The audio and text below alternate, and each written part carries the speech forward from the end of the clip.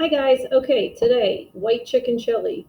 So I have my chicken from the other day when I made chicken Alfredo, and right now I'm just going to be shredding it. I already have some shredded. I just wanted to make sure you guys knew how to do this.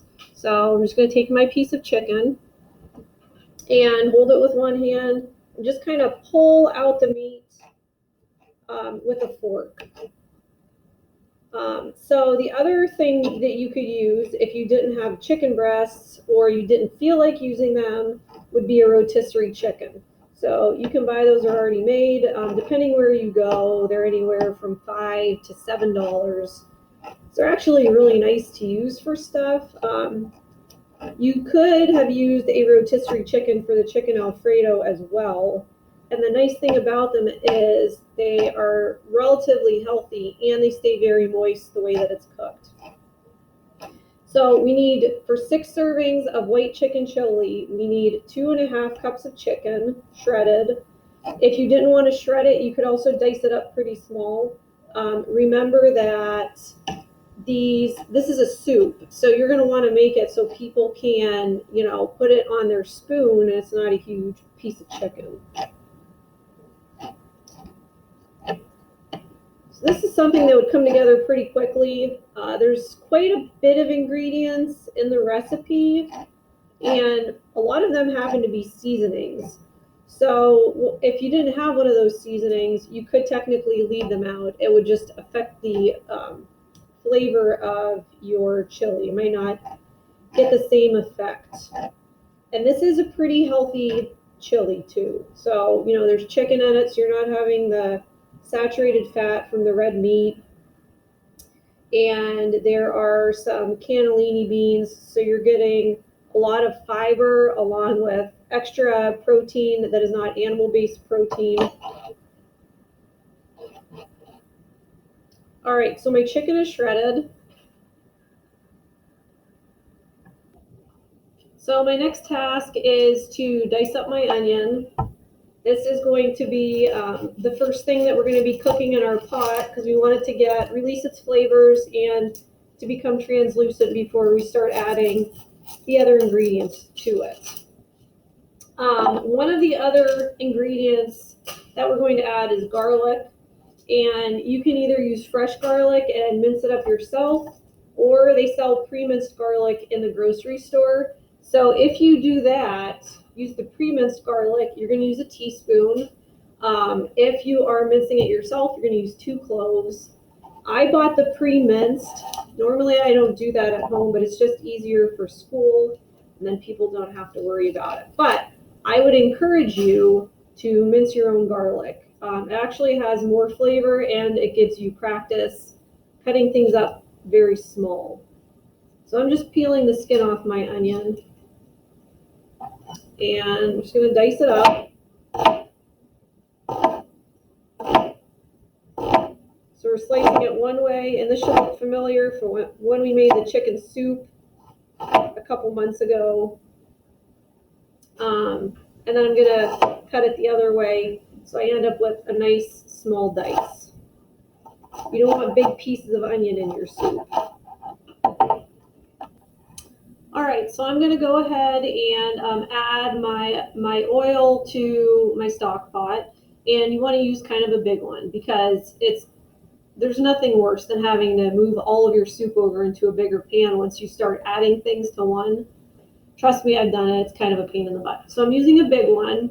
You need a tablespoon of oil. I'm not going to measure it. I'm just going to eyeball it.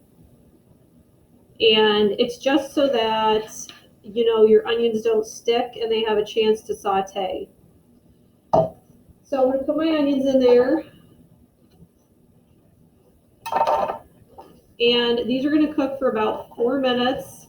Then we're going to add our garlic and let that cook for about 30 seconds. If you're not careful with garlic, it will start to burn very quickly. So you need to make sure that you're watching it. And that's another reason why you only want to let it go for 30 seconds. So while that's cooking, I'm just going to save some time by measuring out my spices and putting them in my custard cup because all of my spices are going to get added at the same time. So we need 1.5 teaspoons of cumin. Cumin is most often used for us in Mexican cooking. So usually it's a flavor that people associate with that, but it's also used in Middle Eastern cooking as well. So 1.5 teaspoons of that.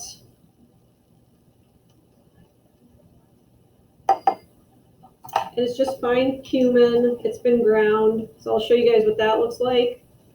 This is the Giant Eagle brand. Okay. We need 1/2 teaspoon of paprika. So remember what paprika is. So far we've used 2. This is our second spice. Paprika is just ground sweet peppers. So that'll give it a nice flavor too. 1/2 teaspoon of that. Notice that I take the little shaker top off to measure it. Otherwise, you have a heck of a time measuring. All right, 1/2 teaspoon of dried oregano. Oregano is also used in Mexican cooking, so you guys can see where this is going. This is a Mexican inspired chili, right? Oregano is also used a lot in Italian cooking and in Asian cooking. All right, we need 1/2 teaspoon of ground coriander. Again, another seasoning that you will find in Mexican cooking. Another name that it goes by is cilantro, which probably sounds more familiar to you guys than coriander, but cilantro, okay? 1/2 teaspoon of that. And then we're gonna need 1/4 teaspoon of cayenne pepper. Cayenne pepper is pretty spicy, so if you like things very spicy, you can add more. If you don't like them very spicy, you can add less. Make sure you're watching your onions as they cook and give them a stir once in a while, because you don't want them to burn and have to start all over again. All right, cayenne pepper. I'm gonna add a little bit more than 1/4 of a teaspoon because I like spicy things, and you're adding a lot of liquid to this. So adding, I guess a little bit less than 1/2 teaspoon isn't going to make it super spicy if you're used to some heat in your cooking. I just think it has a really good flavor. Sometimes things are just hot and it's just hot to be hot. It doesn't add any flavor to it, but cayenne pepper has a really good flavor. So these are still cooking. Another thing that I'm going to be adding to this is the light cream cheese. So it's the third less fat, the Neufchâtel.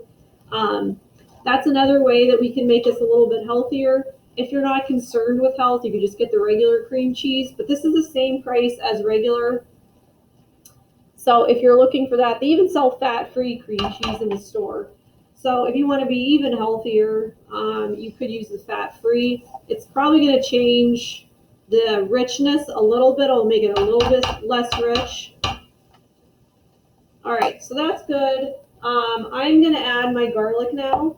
So this is the minced garlic. It's already minced up. They sell these in small containers too, which is good for at home because you're probably not going to use enough to justify getting a really big one.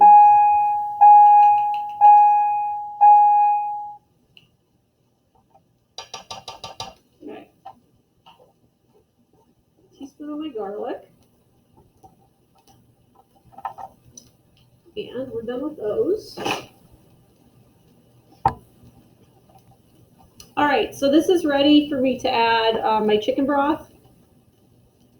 And it says 2 14.5-ounce cans. This is a carton that's 32 ounces. So I'm just gonna add all of it because it's only about 3. It's 3 ounces more, which is fine. Not a big deal. So I'm gonna add that.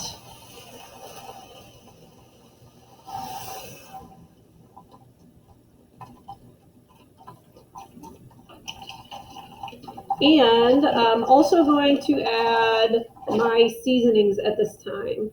So once it comes to a boil, We are going to reduce the heat and we're going to let it simmer for 15 minutes, and that's just to reduce it a little bit and so that the flavor really sets in. The other thing that you're supposed to add at this time is diced green chilies. So they sell those in a couple of ways at the store. They usually sell them in 4-ounce cans, and this calls for a 7-ounce can. So you could just get 2 4-ounce cans and not use all of it, or you could use both of them. It doesn't matter. They sell them hot, medium, or mild. So it's up to you which ones you get.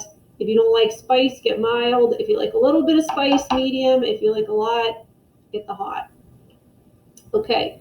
And also remember that like this cream cheese is not only going to add richness, but it's also going to cut the heat because dairy products cut heat. So if you're worried about the cayenne pepper using 1/4 of a teaspoon, don't worry about it. This is going to help cut the heat a little bit. And the cayenne pepper does give it a good flavor in addition to the heat that it provides. So my next job is to drain my cannellini beans so you guys can see what those look like. Great Northern beans will work also if you can't find these. Any white bean would probably work just fine. But as you guys can see, this is a little bit different than a regular chili. It's a white chili, so we're using white beans. We have chicken. We have a clear kind of liquid in it. So it is different than a regular beef chili, but it's the same concept. We're going to have legumes, which are cannellini beans in this case. We have a broth in there, which in this case is chicken broth. We still have a meat, so it's the same type of thing. All right, so in a fine mesh sieve, which is this, that's what that looks like. If you just have a colander at home, a bigger strainer, that's fine. Just make sure that the holes aren't too big that the beans are going to fall through. That's why the recipe tells you to use this instead of a big colander. So the reason why you want to drain these is because there is some starchy liquid in with the beans and it gets kind of like slimy just from sitting in there and the beans letting off their starch. So it's not horrible if you don't rinse them off, but it would make your mixture a little bit starchier than it normally would. So I'm going to go ahead and do that. And then I'm going to save 1 cup of beans in this bigger glass bowl. And in here, I am going to be pureeing them. I'm going to be mashing them up with my potato masher, which looks like this. The other thing you can use is a pastry blender. If you don't have either of these, a food processor, which are kind of expensive, and not everybody has, which is why I'm showing you guys how to do it manually. But if you don't have either of these, a fork will work well. It'll just take more elbow grease. You're going to have to work harder to mash them up. So I'm going to be working on that. I'm getting things ready while I'm waiting for my mixture over here to start boiling so that I can turn it down. And I'm going to show you guys how to cut up the cream cheese also. All right, so I'm going to go ahead and use my potato masher, mash up my beans. And if you guys don't remember from the chicken Alfredo, I forgot to tell you this, but a simmer is just below the boiling point.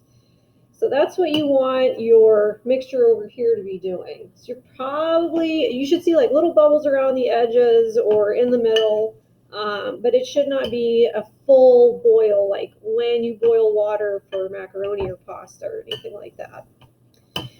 All right, another thing you might be wondering is why am I mashing some of these beans? Why do I want to puree them? It just helps to thicken up your chili and it gives it a creamier texture, which is what we're looking for in this chili. Something else I want you guys to be wary of, if you've never opened up anything like kidney beans or anything before, they do smell a little bit, and that's normal, they should.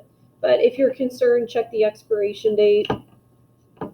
Sometimes they sell things at the store that are past the expiration date too.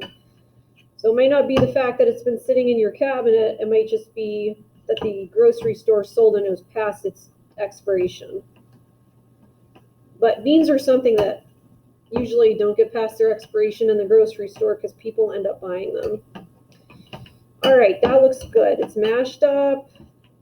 I got most of the chunks out. I'll show you guys what it looks like. Okay, So if you have a food processor, that would be a lot quicker, but you'd also have more parts to clean up, and I really just didn't feel like getting it out because I'm assuming probably most of you don't have a food processor because it's something that doesn't get used a lot in the kitchen. I don't use mine that much anyway. It is nice to have, but it's kind of like one of those things that you don't really need because if you have a blender, most of that stuff can be done with your blender. Okay, so this is the cream cheese. I'm going to be chopping it up into small cubes. And I'm just going to get ready for when my mixture is done simmering over here. This is a good time after, you get all this stuff ready. This is a good time to do your dishes that are sitting in there that you used in the sink. Clean as you go. It's less work for at the end. Something else you might notice about this light cream cheese is that it tends to be softer than the regular cream cheese, and that's because it has less fat in it. The fat is what really makes it really solid. So this, I've only had it sitting out for probably 30 minutes, and it's already pretty soft. I'm kind of having a hard time cutting into it because it's all just sticking together, which is fine. Just means it'll melt faster in my soup. All right, so I have all my stuff ready that's going to go in my soup. I have my 1 1/4 cups of frozen corn, right? Or fresh, but this time of year it's hard to get fresh corn. So frozen corn, I have my beans mashed, I have my whole beans, I have my chicken, I have my cream cheese.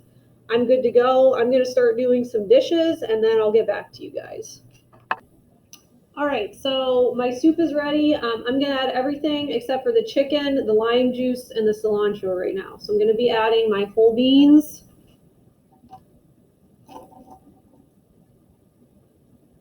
And my pureed beans, which if you're using a food processor, you're going to want to add a little bit of liquid from your chili into the food processor. I forgot to tell you guys about that. But if you're doing it by hand, then you really don't need the liquid. It gets stuck to the blades of the food processor and it doesn't work right if there's not a little bit of liquid in there with the beans because they're pretty thick and they're not a liquidy type of thing. All right, my cream cheese. It's an 8-ounce package. And you guys will notice at this point, if you make it, that the color is already starting to change. Because I had those pureed beans, it ended up making the mixture a little bit cloudier. I'll show you guys in a minute what it looks like. And my corn. So this needs to simmer for about 5 to 10 more minutes. And I'm actually going to turn up the heat a little bit because I just added some cold ingredients. So that means it's going to take longer if I don't turn up the heat.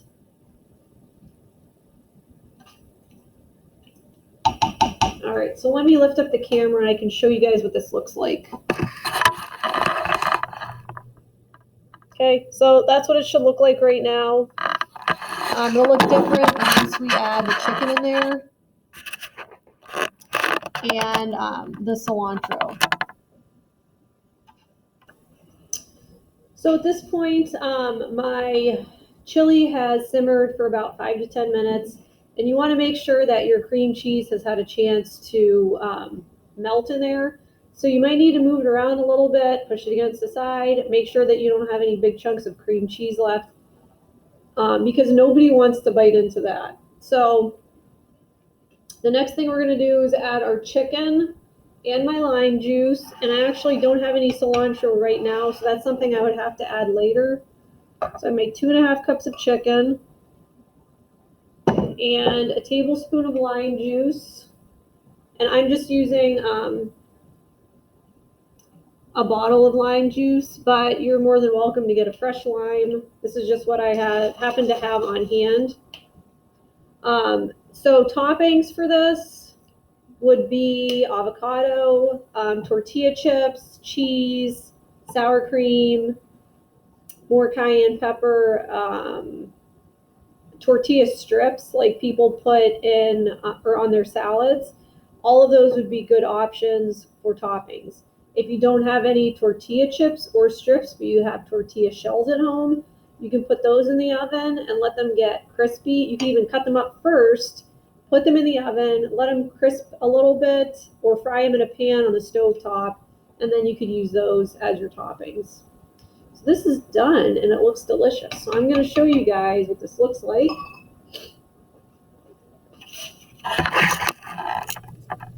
There it is. It would look a little bit different if it had the fresh cilantro and the chilies in there, of which I did not have either. So white chicken chili, super easy. Might just take you some time, and you might need to buy some seasonings. But once you have them for about 6 months to a year before they start to lose their flavor. So try it out. It's healthy. The family will like it. Good luck, guys.